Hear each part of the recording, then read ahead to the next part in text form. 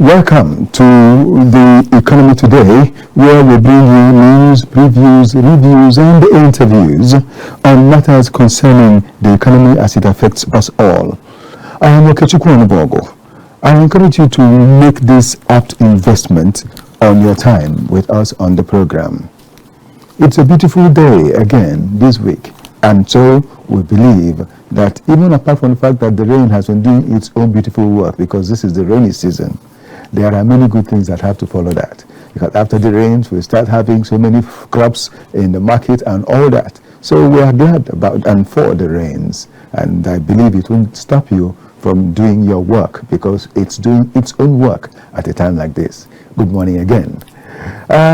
We have an interview section that I will show you this morning. We'll watch, and we have Dr. Sam Omale as our guest on that. Then I also have the Stock Exchange Story report, and apart from that, we will also have a discussion. And our discussion today, I have a guest. As I normally say, I don't want introducing my guest before the time. But then all the same, he is seated here with me, and we will talk about these things as time goes on. But I must assure you, he's a special person to listen to and watch on this program. Good morning again, and then let's go. Well, let's just talk about that. Let's get straight to talking about the Stock Exchange report.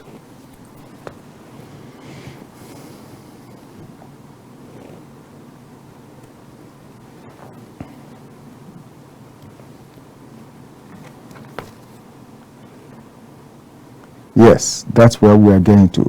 Forex for Tuesday, 16th July. The foreign exchange recorded a gain of 0.11% on Tuesday to extend Monday's bullish run. The top three gainers were United Capital, Qtix PLC, and Sony Assurance PLC. We had them, and then the top decliners were Red Star, Express, MC Nichols, and Deep Capital Management.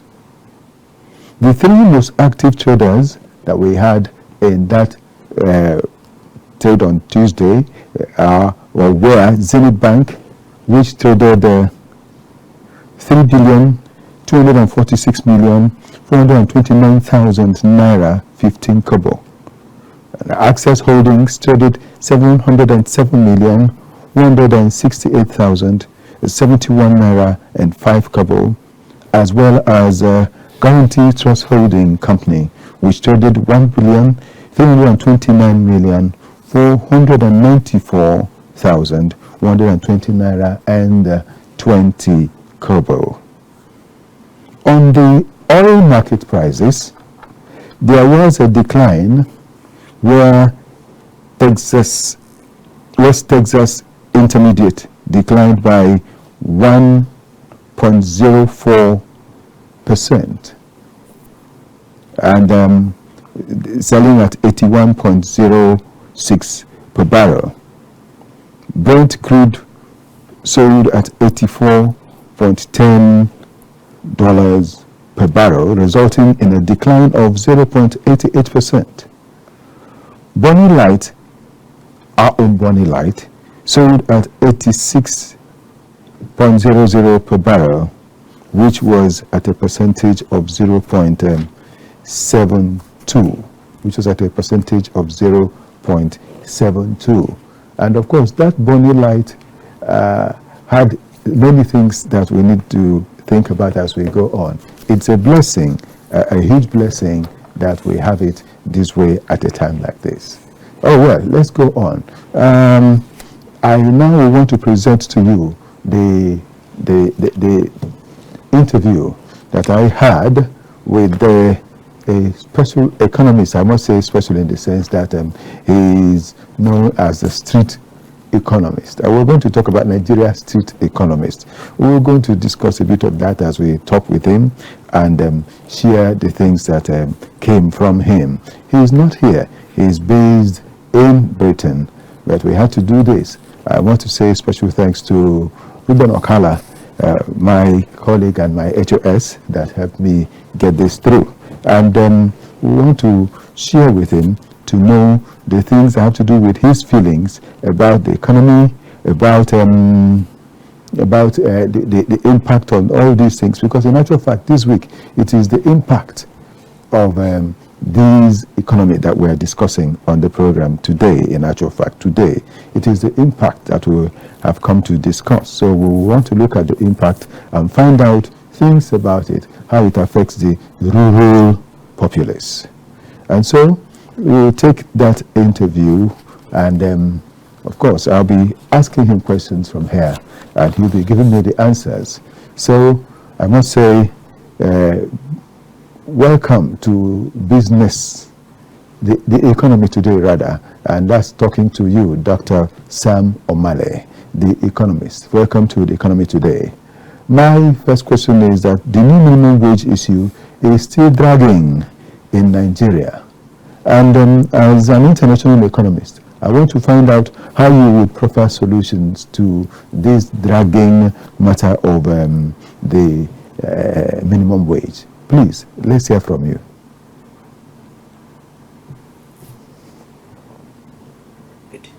So if you want to understand inflation, go to the woman frying akara on the street. It's my jog in Nigerian street in the morning, and I stop by. And I ask them, why is your akara so small? They will tell me that they were buying a basin of beans for 400, and because I've gone up now. Now they were buying for 800. So they understand the increase. Do you know that a loaf of bread now, the money we pay for a loaf of bread now used to be the kind of money we used to buy a certain brand of cars in the 80s? That's inflation. I mean, there's no other way. It's economy is experienced on the street. Unemployment is experienced on the street. So we, the economists that sit down in air-conditioned offices, dishing out the baskets of measuring inflation and setting up interest rates and all that, they don't understand it on the street. So until we're able to bring down economies into the simple terms of production, of export, of investment, we're wasting time. So I choose to write. I mean, on the street I'm jogging and I'm seeing the privilege, the destruction of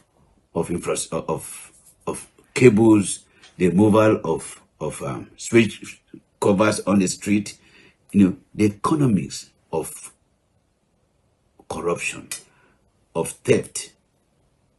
You cannot explain it without witnessing it. So I prefer to bring economics to the simple level that every ordinary person can understand and make sense. All right, thank you, sir. We want to also find out more from you. Nigeria is rated poorly in poverty index. That is what is known everywhere, and it has been like this over the years. I don't know whether you agree with us, sir. Whether you agree with us that the economic poverty index is very, very low as far as Nigeria is concerned in the world. Yeah, 100% Nigeria is a poor country. In fact, it is been said that it is the poverty capital of the world. I've just told us that for minimum wage, the World Bank says that any country that is paying below $2.50 is the level of poverty index. Now, what is poverty? Poverty is your inability to meet your basic daily needs. You don't have money to buy food. You don't have money to pay your rent. You don't have money to dress up. You don't have money to send your children to school. You don't have money to do things. You are indebted all over the place. You are a poor person. So Nigeria, from every metrics you want to use, is a poor country. Number one, we don't have infrastructure, road infrastructure, power infrastructure, educational infrastructure, agri infrastructure. There's nothing that we can produce for ourselves. We don't have schools for children. We don't have food to feed our people.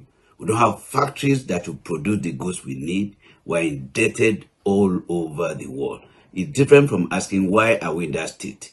But to assume that we're a rich nation when you are unable to provide the basic amenities that is taken for granted elsewhere in the world, like steady electricity, steady water supply, access to medical amenities, school for children, good roads. These are basic things that Nigeria cannot provide.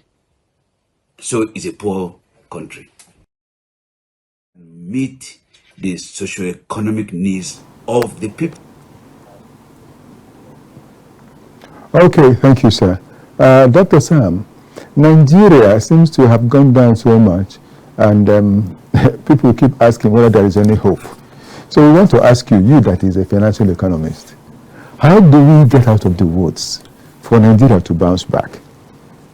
That produce these so-called leaders that don't have understanding of how the economy works. As long as you keep recycling people who have no clue of how the economy works, we will be in this for a long time. It's about time we began to bring out leaders, visionary leaders that understand how to turn our vast potentials into productive, profitable ventures that can meet the socioeconomic needs of the people. Number two, we have to stamp out corruption.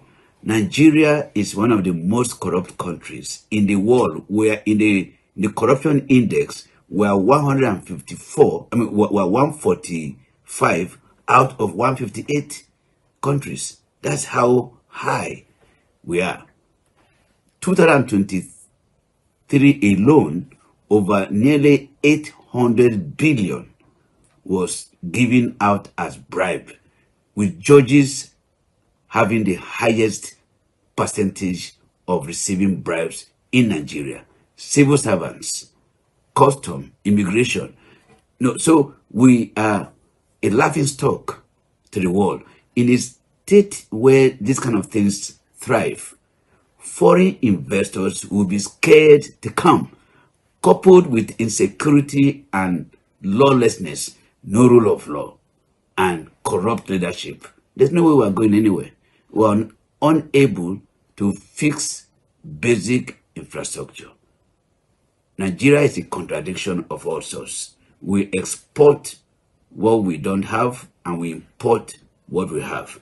How do we explain the fact that we had 4 refineries? Every year, as long as I remember, there's a lot of budget allocated for what they call the turnaround maintenance term. And yet, none of these, in fact, they all have collapsed.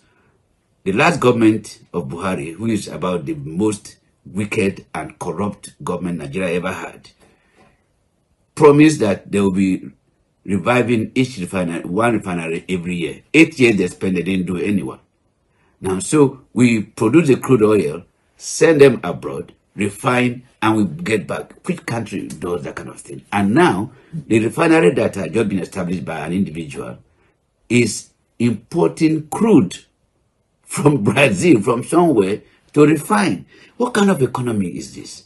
Number 3, as long as we keep bringing people who are selfish, the same people who destroy our economy, the same people who bought government institutions and are using them for their own selfish things into our economic decision cycle, we're going nowhere.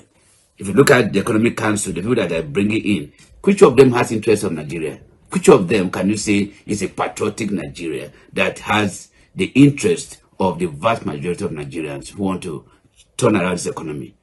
But we're not serious until the people themselves begin to realize that this 1% who are living large on us must go. The economy will continue to tank. The economy cannot go anywhere. The economy is a product of the people. The economy is the result sheet of leadership. Thank you so much, Dr. Samuel Male. You know, I started with asking you a question that has to do with minimum wage, though I first of all mentioned the fact that you are a street economist, Nigeria's street economist. So you talked about that first of all, and thank you so much for that. You also mentioned that you mentioned the poverty is the inability to meet one's inability to meet one's basic needs. Honestly, here in Nigeria, people are in debt everywhere, ranging from school fees to house rent, as well as even what to eat. I mean, getting what to eat every day. It's a serious matter in our country, and I need to thank you so much for the way you brought them in. But then, I still want to go back to the first thing, that's talking about the minimum wage matter. So let's just talk about that briefly. You tell us how this minimum wage problem that has been going on in our country, how things can be made better. You know, it's been a dragging issue. It's been an issue that has been on the thorn of a kind of a thorn on the flesh of Nigerians, especially the Nigerian worker. So, as an international economist, how would you profess solution yourself? I know you know, so help us. Well, the issue of minimum wage has been raging on in Nigeria for a long time. But what we have not been able to understand is the components of an economy by itself. See, the economy is measured by what we call the GDP. And the GDP is comprised of investment, consumption, export, and government spending. Now, this is powered by households who are the consumers, the businesses who are the investors and producers, the government that spend money in the economy, and also export, that is foreign export of our goods.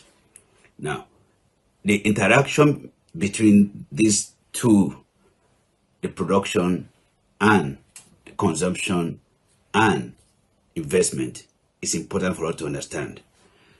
The minimum wage at 40,000 or 50,000 comes to an average of 1,500 per day, which is below the World Bank minimum of poverty level. It's a definition of poverty level, which is about 3,000.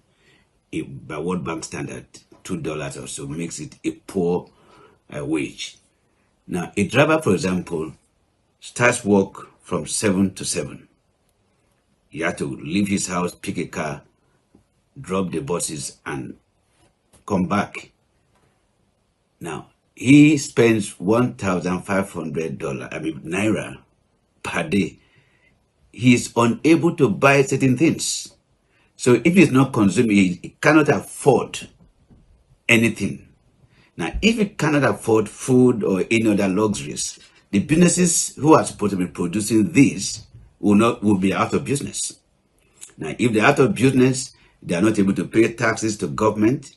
If government is not getting revenue from taxes from all the sources because of lack of production, they are not able to expand the economy. They are not able to produce exports that can bring in foreign investment. Now, so government has to understand that. Now, how do we fix it? They fix it to fix the government. The government has to create an enabling environment that makes the economy to thrive. And what is hampering this economy is pure lack of visionary leadership. It's lack of understanding of the flights of people and the lifestyle of those who we have elected or those who have imposed themselves on us, who don't really understand how economic works. Now, the lifestyle of the so-called elite has deprived the expansion of the economy through the act of corruption and conspicuous consumption. Now, when you consume more than you produce, you are already into poverty line. You're talking about definition of poverty. We're already on poverty line. We'll talk about that even in software as we go on the discussion. But to fix the issue of the minimum wage, we have to define the role of the household, the workers themselves. We have to provide this jobs in the first place. We have to provide prevailing circumstances that make life easy, comfortable for the people. If people have easy passage to work, like public transport, public amenities, then life will be different. But government is not fixing the issue of infrastructure, of making the environment to be enabling for people to thrive. Now, when that happens, when that's the case, whatever money you pay goes into fixing stuff. People are fixing their borehole, people are fixing their lives, people are fixing all kinds of stuff. This so-called income is going towards different directions. So a minimum wage is not just for the worker, it's also for the economy, because the workers will spend this in the economy and will expand the economy. That's how it works. Therefore, how do you fix it? The household must be taken care of. Investment, production, businesses, enabling environment has to be created for them to generate. Then government had to provide enabling acts, enabling environment, law, rule of law, and good leadership and policies and institutions that protect this. Once this is in place, the economy will expand. Once the economy is expanded, then people will be adequately rewarded, and they can spend and expand the economy. So it's not it's not something you use one bullet to fix. It had to be structured and the flow from the other. Understanding of how economic works is how minimum wage can win. But definitely, Nigerians are well underpaid. They are below the poverty minimum set up by the World Bank.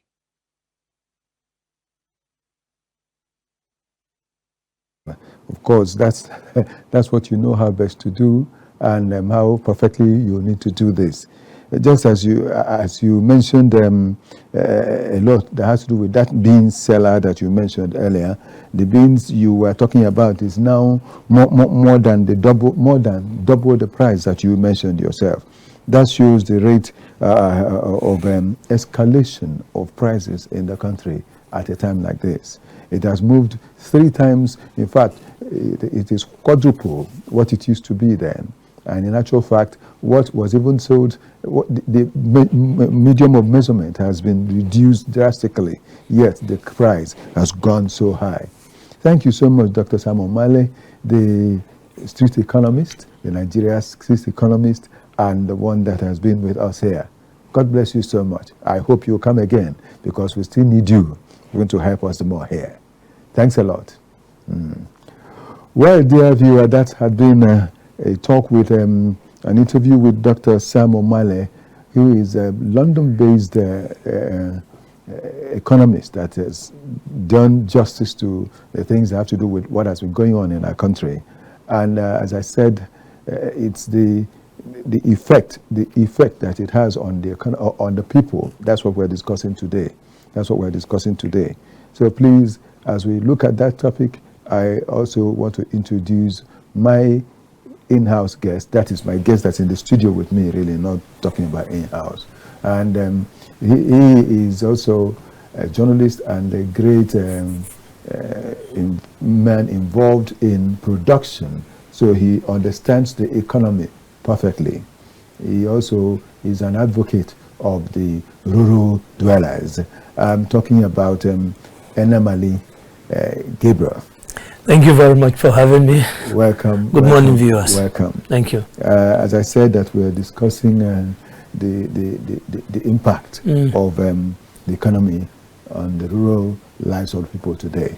And so let's go straight to it. I don't know, Dr. Omale said something that is very, very key as far as I'm concerned, very apt concerning this rural economy thing. He said that whenever he's around, he goes to on the streets to find out from people, because he is saying that this is the best way to reach the people. That's correct. And to get to know the economy, what its impact on the society is. And so using that example of the woman that fries akara, it used to be 400 naira, now 800 naira, and incidentally, that mudu they're talking about has gone so high that if you look at it now, it is about 2,000 naira, 2,000 naira. So I know. What do we do? How do we handle this as it affects the rural dwellers? You know, the rural economy. Yeah. Hopes around the lives of the rural dwellers. Absolutely. Now, you see, when you talk about the rural dwellers or the rural economy, is the ability to produce, buy, and sell. But that ability has drastically reduced. Don't forget, since we were rated the poorest, the capital of the poverty capital of the world. Just like Dr. Omale said. Okay. We were rated as the poverty capital of the world. It's true. That same akara that the woman used to buy for 500 modu for beans or 400 for beans. I know him very well. I know Dr. Omale. He's actually a street economist. He goes to the streets to feel the pulse to know what is happening. That modu, yesterday, I was in the market too. It's 3,500 naira. Oh God. Yesterday. So you can see, because of the government's policy, it has affected everybody. Don't forget, if the rural people are better, the city will be better. Yes, you're correct. Because everything you get in the rural community, I mean in the city, the people in the rural community produce them. Now, if virtually everything that is supposed to work for them is no longer working, then trouble comes. For instance, the day the president says subsidy gone, our problem started. He never sat down with his people, the so-called economists from Harvard, from Cambridge and Cole, to sit down. If we remove this, what's going to be the adverse effect? If I were him... Sorry. Yes. They are really not so-called. They are economists. It's just that I don't know what's happening to them. Copy and paste economists. Okay. Dr. Paul is on the street. I mean, Dr. Omale is on the street or was on the street. I know him very well. How many of these economists don't know Gosa Market? How many of them goes to the rural community to feel the pulse of the people? They just copy and paste. They say they are PhD holder. And that is where we got it all wrong. They are more happy to be called a PhD holder rather than an action person that, prefers solutions. So they never sat down. If they had done that, all of this thing would have been taken care of. As I speak with you, I came back from the rural community not quite long. The rural road is bad. Because we have fuel increase, every man, the man in the rural community goes to the nearby city or town to buy fuel to come and sell. You buy fuel for maybe 800 naira in the town. You take it to the city and sell it for 1,500. Because you ferried yourself to wherever you bought it. That's what I wanted to say, because you won't blame that man. You won't blame him. He spent money to go there to that place to buy that fuel and spend money again to bring it back. So all have to be factored into the price. Or else you will not stay in business. Yes, Sir, I was going to Ete. Ete is a border community between Enugu and Kogi. My fuel finished. And they told me that there's a woman who is selling black market. I had to buy 3 liters for 1,000 naira. You see? Then the price has not even gotten to this. Right? And the road is bad. So the man, because the road is bad, which is one of the major problems, go to the rural community and ask the people in the rural community. Tell them their first 3 priorities, they will tell you all is road. Road. There are places you go, you get to a place you can't go with even Okada again. They are there scattered all over the country. And so if we don't get this right, now that is one part. Then you have the insecurity. I'm into farming. Yes. The labor that I pay 1,000 before is now 3,000. Oh. Now I am going to get a car, bring everybody there, then take them to the farm, feed them, pay them, and then take them back. How long will I continue? How can I get money? Now harvest come, I need to employ more hands to support me in the harvest. So the rural economy as we speak is down. A tuber of yam today, normally, in some places, like in the areas of Ibaji, yam is already out. But as I speak with you today, a tuber of yam is 7,000 naira. Where are we going? What is the take home of everybody? How many people work? So there are certain things that we have, I can deduce from what you're saying, yes, that are the problems. Apart from the fact that the fuel thing is high, yes, the road is also terrible. A difficult thing. The Absolutely. terrain is... The rural roads. Yes, it's something that cannot be written home about. You cannot write home about. And that is why this autonomy, financial autonomy given to the local government will, to an extent, if they allow them work, will take care of so many things. Before now, we used to see, you know, while we were in school, they call the roads trunk A, B, and C. The C is the rural one that the local government maintains year in, year out. Not that they will asphalt it, but it's motorable. They can move out things, grade it and all of that. Where you need culvert, drainage, and so on. By sides. These were things that they were doing before. Now local government had no financial autonomy anymore. So we hope that with this, many local government, because you know why? They will have to work. If you announce that you gave XYZ local government this money, the man next to you is watching and is reading. He will come and ask you, the money they gave us, what did you do with it? Exactly. But because the state government or the state governor is far away from the local government, people who don't have access to asking them questions. I mentioned earlier that there is, not on this program anyway, but on another program we had, that there is room for accountability, in actual fact, on a serious note, this time on the local government. No, because when the man at the helm of affairs in the local government, that's the local government chairman, gets to receive the fund, everybody within his locality, that is what I mean by locality now, the communities within the local government, would expect something. The last question. If there is a budget he wants to work on, where are you placing what? This community A, for example, or for instance, needs borehole drilled for them in some 3 or 4 different locations in the same community. That when it is done that way, they will have enough water so as to help them until we'll be able to give them the main pipe bomb water that is talked about. Then another community says that there is need for a health center here so as to help, since the roads are not even anything to write home about, so that there will be a health center and get the community health workers to be there so as to serve them.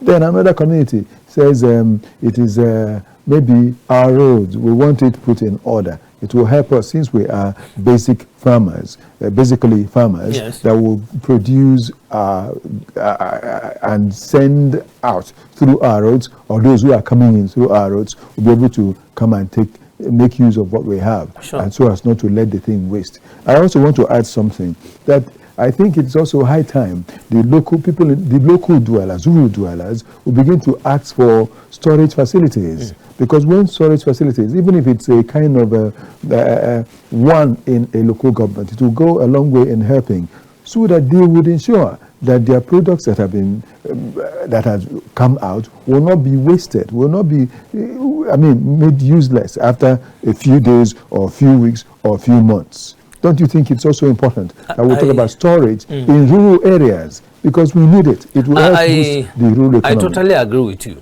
You see, why the local government chairman will have to work or will work is because they are also with the people. It's the government that is actually with the people, not the state governor.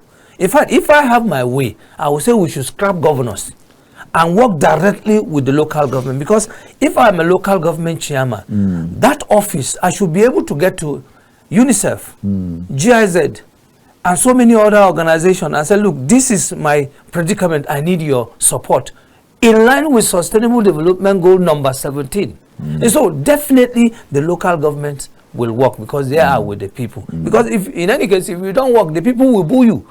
The people will fight you. And you cannot touch anybody. And again, don't forget, they don't also have immunity. They don't. Because they don't have immunity, all of this will force them to work. Again, why is storage so important? Because we are not saying a modern storage now. There's what we call warehouse receipt system. I have 20 bags of rice. Probably I'm not ready to sell them. I can take them to the warehouse. The warehouse will quantify and give me my receipt. It's my collateral, is there. And anytime I want to sell, Well, we exchange it. And So anytime I also they're notice helping that keep it safe. absolutely it's safe there. Okay. Now, instead of me keeping it in the house because it's not properly stored, it will get bad or rain will fall and destroy it. But once we used to have all of these things before. Now. And that is why I'm a bit surprised, because where a government refused to do the right thing, the people run into trouble, including themselves that fail to do it. This thing is not just one way, it's two way. You that refuse to fix the road, when you leave office, you come and pass the road down. Yeah, that's it. That's You come correct. up, and then come again, you pass will the be road. so ashamed of yourself That to you are come. going through that way. Thank that you is very so much. bad. So this is what I did to myself. You did not do it to all of the people, even yourself. That hospital that you are supposed to be sick, your mother or your brother or your relation will be sick one day, and they will rush him to that hospital. At the end of the day, there will be nothing to take care of him. Yeah. So all of these things, you see, whatever you do for the people, you are also doing for yourself. So if drugs were to be out of stock, the day your brother goes there, there will not be drugs for Absolutely, that because it's an emergency. You don't have time to rush him out, Exactly. and then you rush to the hospital that's supposed to be the health center, and they said there's no drug. In fact, the moment they even know that it's your brother, trust human being now. Yes. Human say, leave him, make it die. Leave him, make it die. After all, he refused to take care of us. So you see, all of this thing is what goes around comes around. And that is why the rural economy is very key.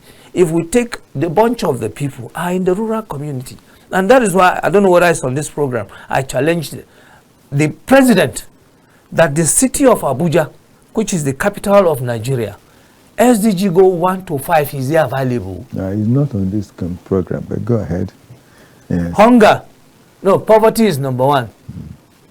Is there poverty in Abuja? A whole lot of it. Number 2 is hunger. Is there hunger in Abuja? There is. Number 3 is good health and well-being. Are the people healthy? Not just that. Number 4, how many public schools are good? Quality education. Number 5, gender inclusion or gender equality. Gender inclusion. And then number 6, how many houses have good waters and sanitation? Just 1 to 6. I'm talking about Abuja, the capital city of Nigeria. If Abuja is not good, na village will come good. Oh, well. You see, there is a need again for us to, because this thing you mentioned about this SDGs yes, has led me to think about the fact that Nigeria has recently received $751.88 million from the World Bank. From the World Bank. Absolutely. As part of the 1.5 billion naira loan that they will be given to us. My problem is not, my worry is not that the loans are coming, but the problem or my worry is, can we make good use of these loans so that they will be plugged into different projects the way they ought to be, so that when we see the report, the result of the loan, people will be happy to pay the loan. Because in most cases, what we've seen in our country is that loans are received from these multinational bodies and all that, and at the end of the day, not effectively disbursed, and the people will still pay, because every loan anybody in government receives must be paid back by the people. And so someone some years back asked, if all these loans we are collecting, when would they be paid? And he said, I pity our children and our children's children. I don't know. That thing he said many years back is still here. I wonder, it's even increasing because we keep hearing about these loans and these loans and these loans. Some have been said to be for roads. We've not seen excellent roads, wonderful roads as abroad, because sometimes our leaders will say, we have gone abroad, we have seen these things, so we want to get a loan and do exactly the same thing here for you. But none of it has ever happened. You see, loan issue is not my own problem. Yes. The last government before this, all it was doing, all the government was doing was to collect loan. We did not see anything done with the loan. I expected, yes. Towards the very end, they went into ways and means which nobody had said anything about up to today. So I expected the same government to, first of all, inquire, do a due diligent investigation on the last loan. You see, the truth of the matter, according to one musician, I say, paddy government. Let them just collect and chop, and let's go. We saw how people were mutilating naira, packing them in warehouses and co, and nothing happened. So it's not about loan. What are you collecting this loan for? The previous one you have collected, what did you do? I remember when Obasanjo came to power, he went ahead to beg for the cancellation of our loan. And he received, he got. So Nigeria became free of loans. And then instead of us to build on it, I don't even know the amount we have collected so far again. Yeah, in actual fact, the few years that have gone since after his leaving office, the loans we have got now, the debt we have run into seems to have become more than what it was before he came to ask for that loan debt pardon and all that. It's unfortunate that leadership in this country is a problem for us. And that is why a lot of people are advocating that anytime, in fact, even this local government, they should drop the Quran and the Bible. Let us use our traditional means that we used to do before. You know, that one was curtailing a lot of... because the people feared. They fear it. They fear so the whole carry your own cutlass, carry your own iron, carry your own fire, come and take an oath and see whether they will not work. And maybe if we can start with this local government election, because about 13 states want to rush in now to do their own local government election, including my state. Now the question is that, will the governor, because he's afraid, will the governors, will they allow people with creative idea, people with good intention for their people to vie for the office? That is where the matter of multiple parties comes in again. Yeah, but we have multiple parties. That's what I'm saying. We have them. Yes. We have them. If the governors would seize all the links to being in authority, being in office, as it belongs to the leading parties, let them go to other parties. There is SDP, there is Labour Party, there is so many others. I can't even name them. There are many of them everywhere. Let them go to these other parties. Let credible people enter these parties and come forward. It's not about going to other party. The local government election is handled by state independent electoral commission, isn't it? Yeah, it is. Who handles the state or who pays the state? Is it not the governor? Well, we are still back to square one. We are still back to square one, because at the end of the day, it's the same governor that will dictate this man's result must be called, this man's result shouldn't be called. In fact, before they finish collation at the rural area, call the result. That is why that's why one of the past governors called the local governments the children of the state's governors. But that's the truth. But that's you cannot separate the children from their mothers. They are like they are errands. So whatever they say, you must bow. But I pity them, because most of this local government, with what is coming up now, the local government chairman are going to suffer more if they allow the governor to muzzle them anyhow, because you must give account of what you will see. EFCC will be picking so many of them one by one. Yes, there will be accountability on the because this time you will not hide under the cover of the governor, because whatever you say, well, it was from the governor, but this time it came directly to you. So I believe that there will be more watch towers and watch fellows all around to make sure that these things are done the right way. And that is why community reporters, in partnership with KAFTAN, every local government will want to have a volunteer reporter. Report the goods, report the bad, report the ugly. That is the rot, the threat, and the opportunities. How much got to Jigawa local government?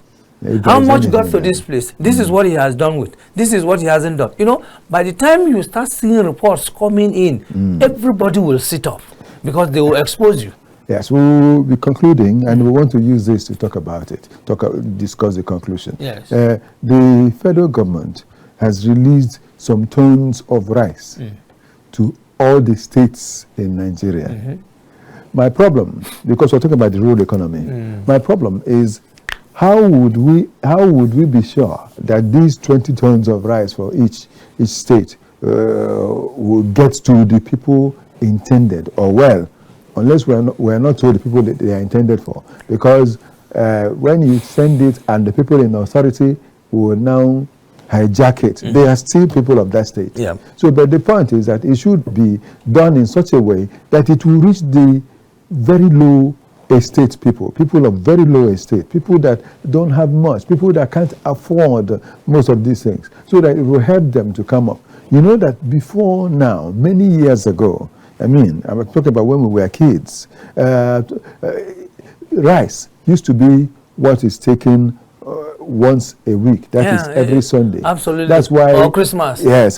Festive period. You know, that's why they say this young lady sang a song. The Yoruba girl sang a song. The mother is an Igbo woman anyway. She sang a song, say Osikapa Jollof on a sokare con beef, and they started talking about it. Say rice and bosioka on your waist, because it will come only on Sundays. That's rice correct. will come only on Sundays. But at a stage, we developed and got to the point that you could eat rice anytime, any day in the week. Incidentally, right now, rice seems to be returning to that original position it had pre-colonial days. Yes, because it's expensive to buy. Yes, because it's not getting expensive. You can't talk about beans any longer. The beans that used to be the staple food that will help every community, everybody, because they will eat With it protein. because it has good protein in it. It will help them feel okay. Now, beans is more expensive than rice. That's correct. This thing that has been sent to states, how would it help to affect the rural economy? You see, the truth of the matter is that we're a country that we lack monitoring and evaluation for compliance. When this government came, I think more than 3 or 4 times they have given palliatives.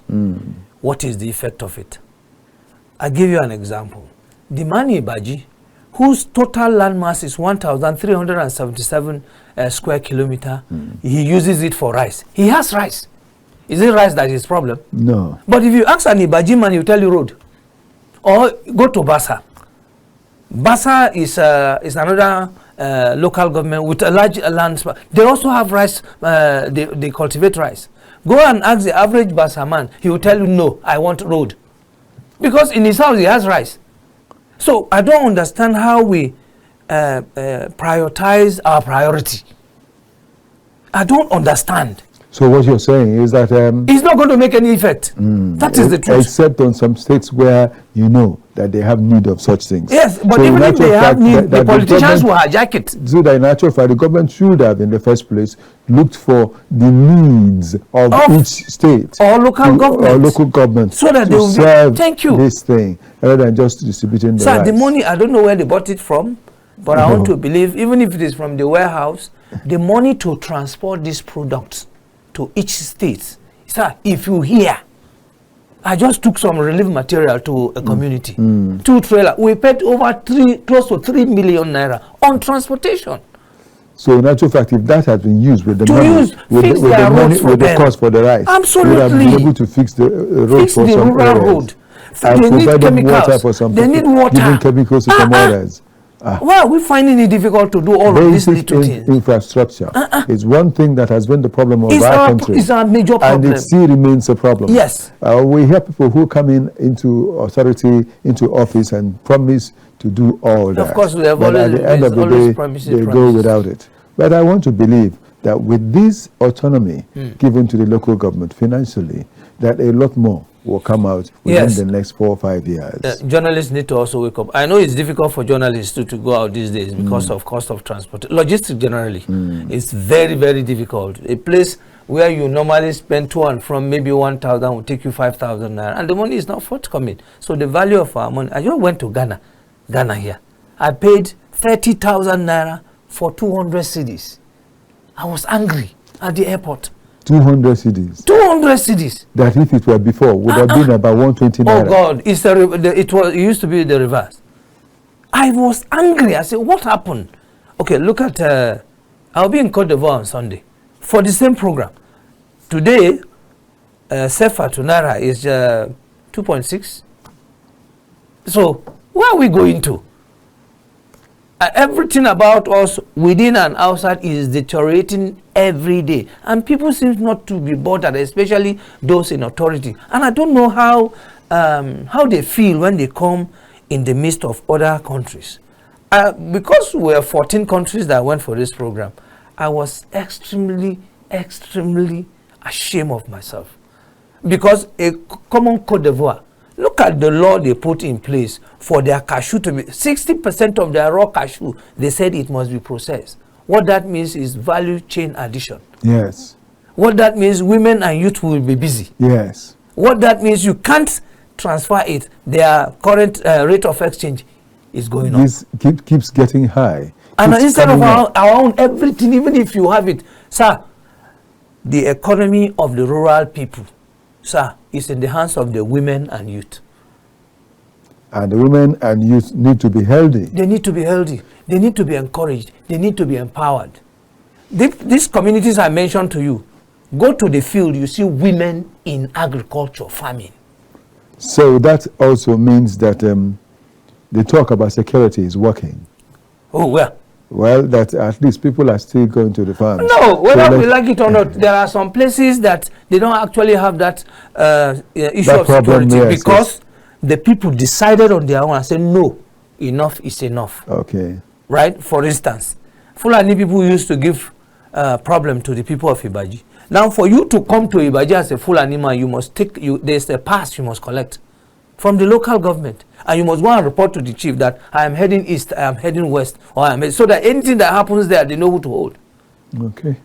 Well, thank God that there is a new ministry that has just been created in Nigeria. Which one again? The one that has to do with livestock. Why I'm saying so, why I said thank Is God, it our problem? No, why I'm saying so is that I believe that ministry, if it works well, Yeah. will help, at least let's talk about having ranches, effective ranches, that will give us better milk, number one, better meat, hygienic meat, and it will also give other things that will come from it, because you need cheese, you need butter and all these. Some of it will come from those things that we're talking about. This is a branch out of Ministry of Agriculture. Mm-hmm. We are talking of reducing cost of governance. This government keep increasing. There's blue economy.